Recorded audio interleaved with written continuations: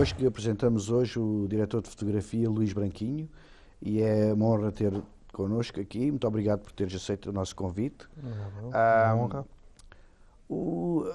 A direção de fotografia é sempre uma profissão especial, a qual damos sempre um grande carinho aqui na Universidade Lusófona, e que as pessoas normalmente, da generalidade, não sabem o que é a direção de fotografia ou o que é um diretor de fotografia. Define em poucas palavras o que é um diretor de fotografia para ti. O diretor de fotografia é o ilustrador dos livros que são escritos pelo realizador. Portanto, cada vez que se quer contar uma história e é preciso ilustrar na área de cinema, é preciso ter um diretor de fotografia que faça essa ilustração, que ponha em filme ou em formato digital, que capte as imagens para ajudar a contar a história que é preciso contar. Muito bem, é uma espécie de tradutor das ideias do realizador.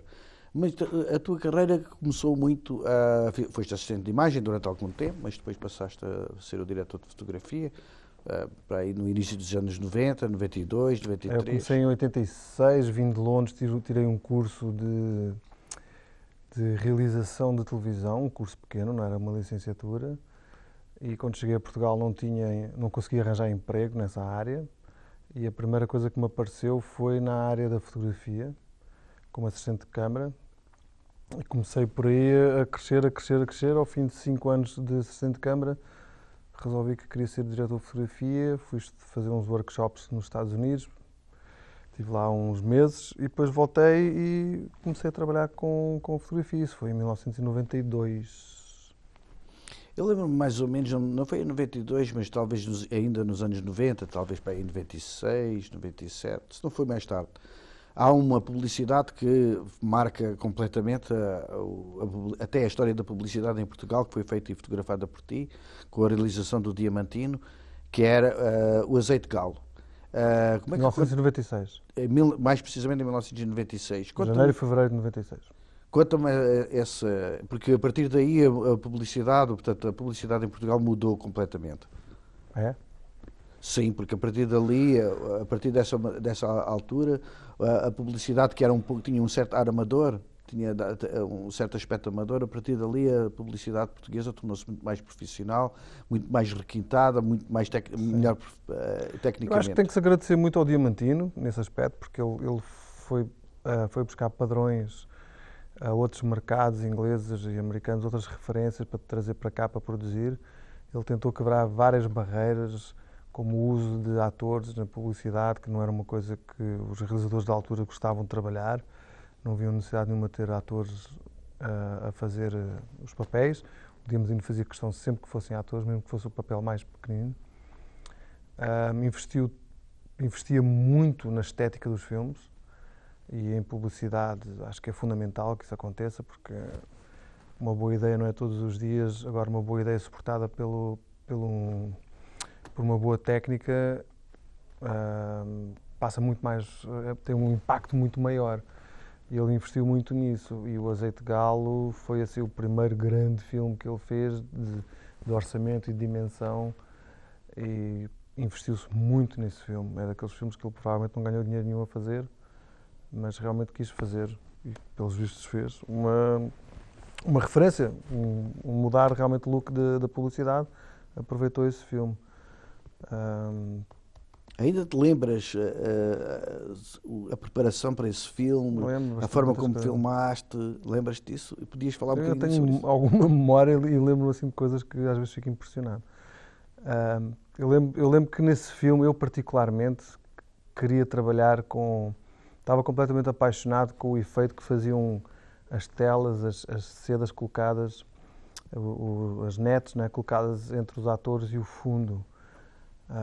Que era uma coisa que eu tinha aprendido recentemente a ver outras pessoas a fazer, e fiquei completamente apaixonado pelo efeito, e conceptualmente foi o que eu fiz nesse filme, não me lembro agora, mas em todas as situações, e tudo que fosse de planos gerais, tirando o plano geral, tudo que fosse planos médios para baixo, Eu usei sempre esse efeito, sempre. Portanto, punhas uma rede, punhas na lente frontal do objetivo ou era Não. entre o ator e a objetiva? Não, era atrás dos atores principais. Era uma coisa que ficava, tinha a câmara, tinha os atores, e depois atrás dos atores e antes do fundo tinha uma rede. E era uma rede que eram nets de filmagem, de rosco mesmo, aquelas nets pretas, e pedi para me fazerem umas cor de terra, bege. E foram essas que tu usaste. Eu usei, que eu me lembro, misturei assim conforme a situação. Mas ainda não me lembro, havia, uma das vezes havia essa rede, havia mesmo em frente das pessoas, ou era só, esses eram os figurantes Era que atrás, passavam? eu punha sempre atrás, mas Portanto, os agora, figurantes... estou revendo agora o filme, E o filme foi filmado toda à noite? Se me lembro ou não? Não. Parece ser noite, não é? Ou Não, esse azeite de gala é todo dia. acho que é todo dia que me lembro. Tinha lá uma rua, mas já havia uma espécie de luzes de Natal nas igrejas e não sei o quê. Eu acho que estás a fazer esse é o outro azeite de gala, esse é o azeite de É gala outro de filme. Natal. Exato, Eu de sou um Natal. verdadeiro azeiteiro, porque eu fiz muito azeite de gala. É porque gravaste várias. Esse que estás a falar que foi filmado em Monsaraz, foi com o João Rapazote a realizar e também foi muito falado na altura, por várias razões. Mas também gosto muito desse filme. Mas Depois são filmes de 1 minuto e tal, e com muito production value e tal. Exato. E falando da estética, porque o que de facto realmente o que revolucionou a publicidade em Portugal naquela altura, não é? No início dos anos 90, com os anúncios dos telemóveis que voltaram aí, não sei o quê, mas pegando na estética, essa é a parte mais importante do teu trabalho ou não? Consegues por vezes, pondo a pergunta de outra maneira, consegues por vezes conseguir, não digo impor, porque a palavra é demasiado dura, porque o trabalho é sempre coletivo entre todos, mas consegues por vezes ser tu a pôr alguma estética, alguma ordem estética num trabalho de publicidade? Epá, eu acho que o diretor de fotografia faz sempre isso. O que acontece é que as referências que vêm de clientes, ou seja, o que é que o cliente ou o realizador está à espera de ver, já vem muito delineado. É muito raras as vezes em que está tudo muito em aberto e quando o diretor de fotografia entra, que já é, por norma, já num processo já mais evoluído, onde uma série de coisas foi aprovadas, onde já tem muita gente a querer participar do processo criativo. Quando nós entramos, já há uma estética mais ou menos delineada. Mas a partir daí há uma grande liberdade para o diretor de fotografia, dentro daquele universo, criar o seu. Mas também há projetos como o Azeite de Galo e como outros, onde não há esse tipo de exigência ou esse tipo de referência que venha de clientes ou que venha de realizadores e que o diretor de fotografia pode partir do zero e criar uma estética toda. E em publicidade é relativamente, não é fácil, mas é curto. Portanto, quero dizer que eu agora faço uma ponte também para a tua experiência, que passaste depois para as longas, a uma determinada altura, fizeste um dos primeiros filmes do Edgar Pera, um dos teus primeiros filmes, Marialva Mix, não é? Marialva Mix, que é um filme muito engraçado. Depois, mais tarde, fizeste o Mistérios da Estrada de Sintra, tens trabalhado com o Vicente Alves do O, fizeste um filme que fizeste a Flor Bela, esse foi o último, mas havia um outro que fizeste antes, 15 Pontos na Alma, depois fizeste a Flor Bela. E ainda fizeste com o Barão, também com o Edgar Pera, toda preto e branco, que te deu algum reconhecimento, também alguns prémios. A estética aí, portanto, aí o diretor de fotografia tem um pouco mais de liberdade, não tem? Ou depende muito do trabalho, ou depende dos realizadores? Eu acho que cada caso, cada filme tem o seu caso, né? Tem a sua maneira de ser construído, dependendo da relação com o realizador, com o produtor, com o diretor de arte, é um núcleo duro que produz um certo look à coisa. Em alguns casos é mais evidente o trabalho do diretor de fotografia do que noutros, mas em todos os filmes eu acho que é equilibrado entre esses 4 pessoas, entre esses 4 setores, o que vai acabar por o filme parecer. Que não é só o diretor de fotografia que faz isso, o diretor de fotografia é a pessoa que vai fazer o barco chegar a um porto onde uma estética foi concebida por uma série de pessoas e ele vai dirigir para que aquilo chegue lá. É interessante, por acaso, falares no diretor de produção. Trabalhas muito com o diretor de produção antes de um filme? Diretor de produção, não, desculpa, com o diretor de arte, sim, ou com o diretor de arte. Com o diretor de arte. Eu gosto de trabalhar muito com os dois e respeito imenso falando na direção de produção, não é? No produtor, eu gosto muito de trabalhar com um produtor que esteja muito participativo, não só na parte dos dinheiros, mas que esteja também participativo na construção do filme, no acompanhamento do roteiro, no acompanhamento da direção da arte, que seja participativo e opinativo e que se envolva no filme na forma criativa do filme. Esses produtores eu gosto muito de trabalhar com eles. Sim, um produtor que é útil ao filme, que não olha só à folha Excel e que não é só os cortes, que sabe negociar, tira aqui, põe ali. Sim. E que é em benefício do filme. Portanto, isso é o nosso sonho de todos, não é? Quando a gente faz um filme. Mas, e dos filmes que fizeste, qual deles melhor em que te sentiste melhor? É que fizeste mesmo coisas que sem compromissos, se houve algum? Mas em longas metragens eu acho que eu nunca fiz nada com compromisso.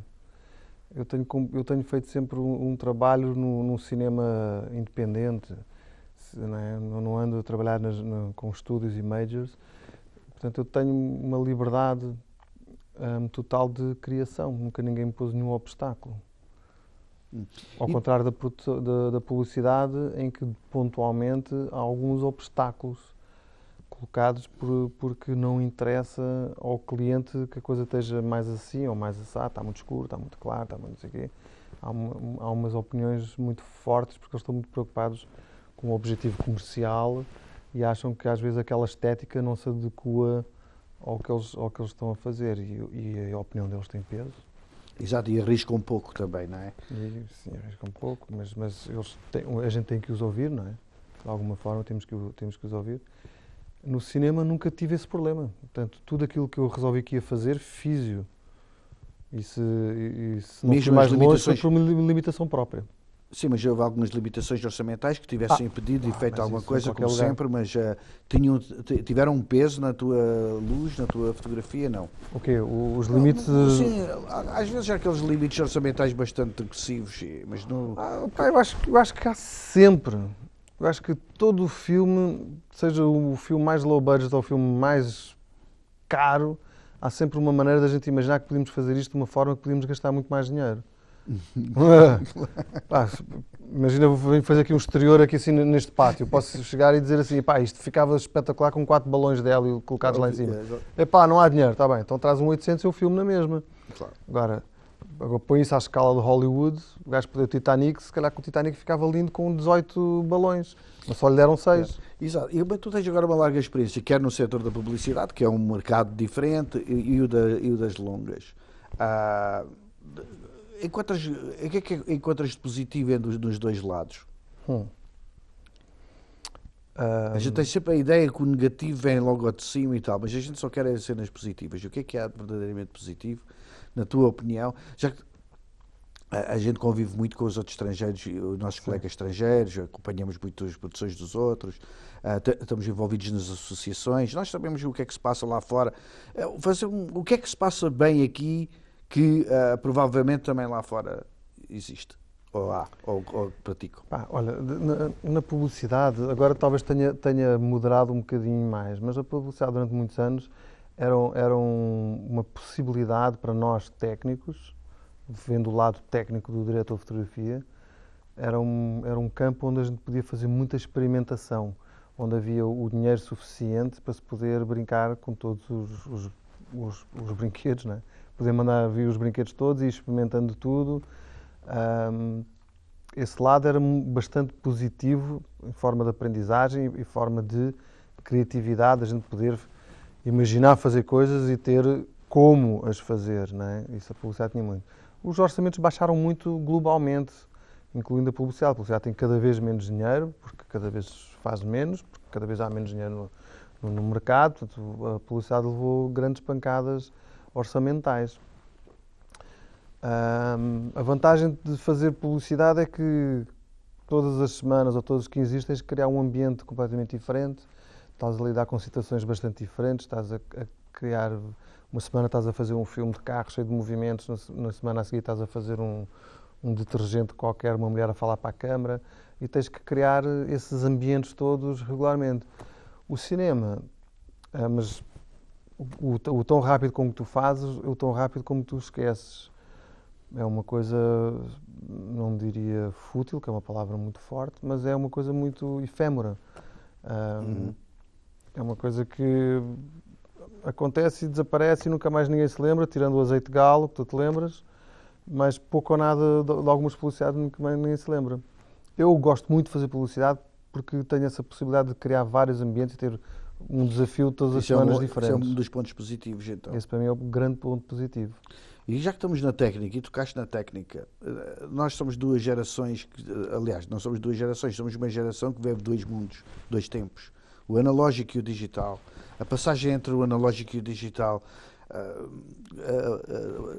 já está mais comprovado que todos passamos bem, que a ultrapassagem não está a ser tão dramática como muitas das vezes do início se previa ou se antevia que ia ser uma passagem dramática, o que não é o caso. Temos estado a passar bem, todos de um lado para o outro, mas, na tua opinião, ainda há alguma nostalgia do negativo? Sim, há uma nostalgia. Eu acho que o negativo ainda não desapareceu. Ainda há muita gente a filmar o negativo. Ainda não há razão para o negativo de desaparecer até eles conseguirem inventar uma câmara digital que seja melhor que o negativo.